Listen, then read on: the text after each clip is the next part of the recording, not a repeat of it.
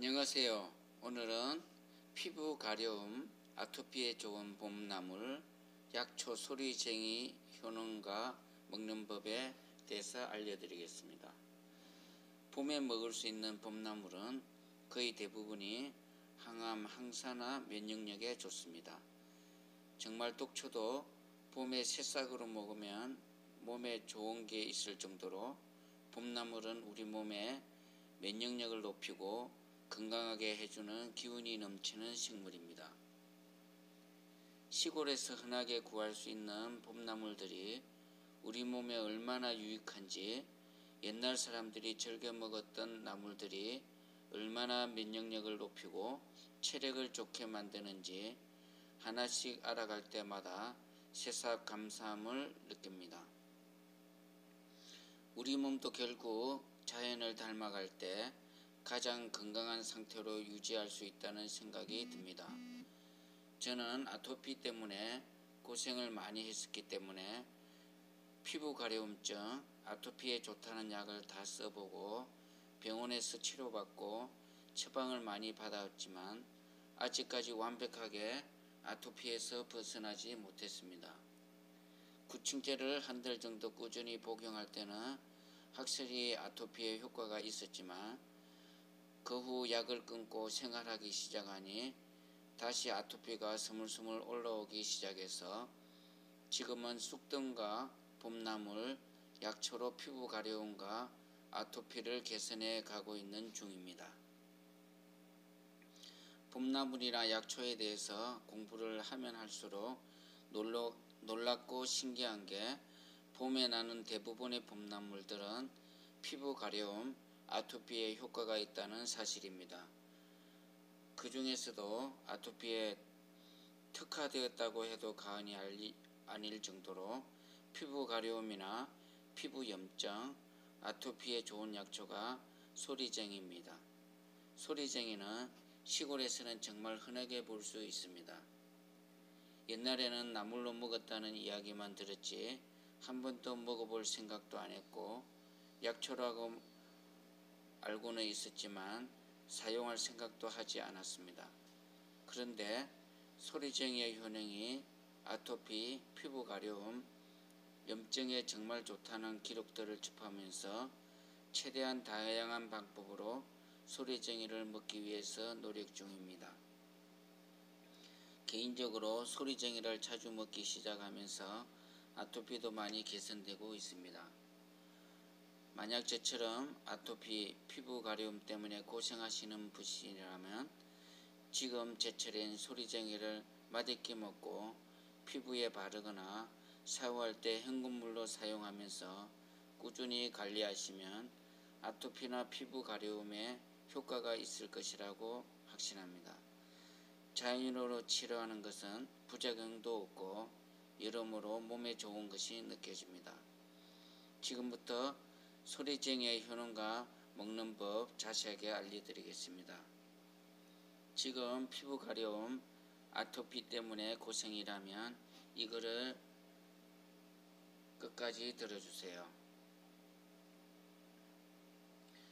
소리쟁이는 습기만 있는 땅이면 아무 데서나 잘 자란다고 합니다. 저희 동네는 모래땅에서도 잘 자라는 것을 보면 습기와 거의 관계없이 척박한 땅에서도 잘 자라는 것 같습니다. 사실 제가 소리쟁이를 채취한 것도 저희 집 밭 주변에 있는 모래땅이라 뿌리까지 채취하는 게 비교적 쉬웠습니다. 소리쟁이는 소루쟁이라고도 하며 예로부터 나물이나 약초로 사용하였습니다. 소리쟁이 뿌리는 굵고 노랗게 생긴 것이 특징인데 소리쟁이 뿌리를 말려서 약초로 사용하기도 하고 노란색을 내는 천연물감 재료로 사용하기도 합니다. 다양하게 사람에게 이로움을 주는 식물이 소리쟁이입니다. 소리쟁이는 맛은 맵고 쓰고 성질은 차가우며 약간의 독성이 있습니다. 초산 성분이 들어있어서 한꺼번에 너무 많은 양을 복용하지 마시면 좋겠습니다. 소리쟁이의 뿌리는 크고 튼실하고 땅속 깊이 박혀 있어서 뿌리채 채취하기는 노력이 많이 들어갑니다. 소리쟁이의 효능은 피부 가려움, 아토피, 무좀, 습진에 좋습니다. 가려움증이 극심한 환자들에게 특히 효과가 좋다고 합니다. 피부가 찢겨져 나가 딱지가 생기고 가려워서 잠을 잘 수 없는 상태라고 할지라도 5일 정도 소리쟁이 물이나 가루로 만든 연고를 한 부에 바르면 대부분 완치되고 긁어서 생기는 흉터도 차츰 없어진다고 합니다. 다만 항생제나 약약을 오래 쓴 사람은 시간이 오래 걸린다고 합니다. 소리쟁이 연고 만드는 법. 소리쟁이 뿌리를 말린 가루를 곱게 빻아서 바셀린이나 들기름 20%와 섞어서 소리쟁이 연고를 만들어 두고 가려운 곳에 바르면 좋습니다. 향균에 좋습니다. 출혈을 먹게 하며 갖가지 균을 죽이는 역할을 하며 상처가 덧나거나 골문 부위에 잎을 찍어서 붙이면 신기할 정도로 효과가 빠르다고 합니다. 출혈을 먹게 하는 기능이 뛰어나서 자궁출혈이나 코피 등을 먹게 하는 효과가 있습니다. 변비, 피부 미용, 다이어트에 좋습니다. 소리쟁이 뿌리를 차로 만들어서 마시거나 소리쟁이를 나물로 계속 복용하면 변비는 한방입니다. 소리쟁이로 나물로 먹고 된장국으로 먹은 날 저는 완전히 오래된 숙변까지 다 제거되는 것을 느낄 정도였습니다. 속이 불편하거나 변비로 고생하시는 분들에게는 소리쟁이만한 보약도 없는 것 같습니다. 소리쟁이를 오랫동안 복용하면 장이 깨끗해지고 피가 맑아지며 피부가 좋아집니다. 피부 미용과 변비, 숙변 제거로 다이어트 효과까지 있습니다. 관절, 허리 통증에 좋습니다. 소리쟁이 술을 닮아서 저녁에 잠자리에 들기 전에 마시거나 관절이 아픈 곳에 소리쟁이를 발라주면 붓기가 빠지고 통증이 완화되는 효과가 있다고 합니다. 항암 염증 제거에 좋습니다. 염증을 없애고 갖가지 균을 죽이는 작용이 탁월하기 때문에 위염, 위궤양, 위암 등 모든 염증이나 암 치료에도 사용된다고 합니다. 소리쟁이의 잎과 뿌리 모두 말려서 약으로 사용합니다. 잇몸 염증이나 피고름이 날 때는 잎을 진하게 달인 물로 양치질을 하거나 가글을 하면 효과가 있다고 합니다. 폐결핵, 기관지염, 기침에 좋습니다. 열을 내리고 땀을 잘 나게 하는 작용이 있어서 감기, 폐결핵, 기침, 기관지염에 효과가 있고 이뇨작용에도 좋다고 합니다. 탈모에도 좋습니다. 소리쟁이에 함유된 MOD는 혈관을 확장하여 혈액순환을 촉진하기 때문에 두피로 가는 영양 공급을 원활하게 하고 두피열로 인한 염증을 가라앉혀 주기 때문에 꾸준히 복용하면 탈모를 예방하는 데 도움이 된다고 합니다. 소리쟁이의 효능은 우리의 몸의 열을 내려주는 작용을 해서 대소변이 잘 나오게 하고 뱃속의 기생충을 죽이며 출혈을 먹게 하고 갖가지 균을 죽입니다. 특히 무좀, 습진, 원인을 알 수 없는 피부 가려움, 아토피 등의 특효입니다. 위염, 위궤양, 인후염, 임파선, 폐렴, 백혈병에도 효과가 있으며 민간에서는 암의 통증과 치료에 효과가 있다고 합니다. 열을 내리고 땀을 나게 하는 작용으로 감기, 폐결핵, 기침, 기관지염에 효력이 있고 신장염, 자궁출혈, 코피를 먹게 하는 효과가 있습니다.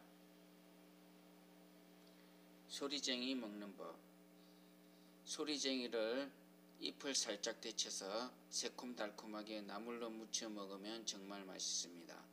식감도 쫄깃쫄깃한 씹는 감이 좋아서 자주 먹어도 질리지 않을 것 같은 맛입니다. 개인적으로 개망초 나물 이후에 제일 맛있는 나물이 소리쟁이 나물입니다. 우리가 쉽게 지나쳤지만 맛있는 식감과 좋은 효능이 가득한 소리쟁이 나물 한번 도전해 보시기를 권합니다. 소리쟁이 먹는 법은 새콤달콤한 나물만이 아니고 기본적으로 참기름과 소금으로 간한 스타일의 나물도 맛있습니다. 우리가 시금치 나물 하는 레시피를 이용해서 다양한 나물 반찬으로 소리쟁이를 먹을 수 있을 것 같습니다. 소리쟁이를 삶아서 건조해 두면 묵나물로 먹을 수 있습니다. 묵나물로 기름에 볶아서 먹어도 맛있을 것 같은데 조만간 한번 먹어봐야겠습니다. 소리쟁이로 된장국을 끓여서 먹으면 그냥 건대국, 아욱국 같은 느낌입니다.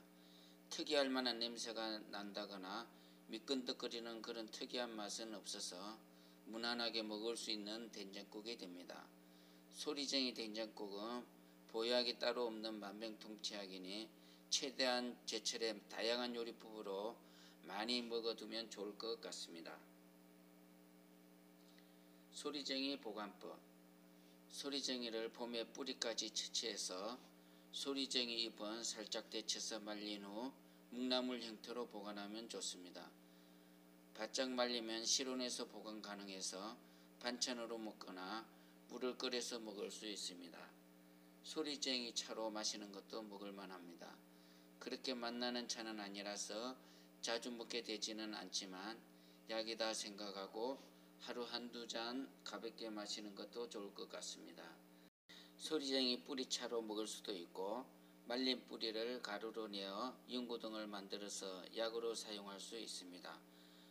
그 외에도 소리쟁이 당금주를 만들어서 보관하거나 소리쟁이 발효액으로 보관할 수 있습니다. 지금까지 피부 가려움, 아토피에 좋은 소리쟁이 효능 먹는 법을 알려드렸습니다. 끝까지 시청해 주셔서 감사합니다.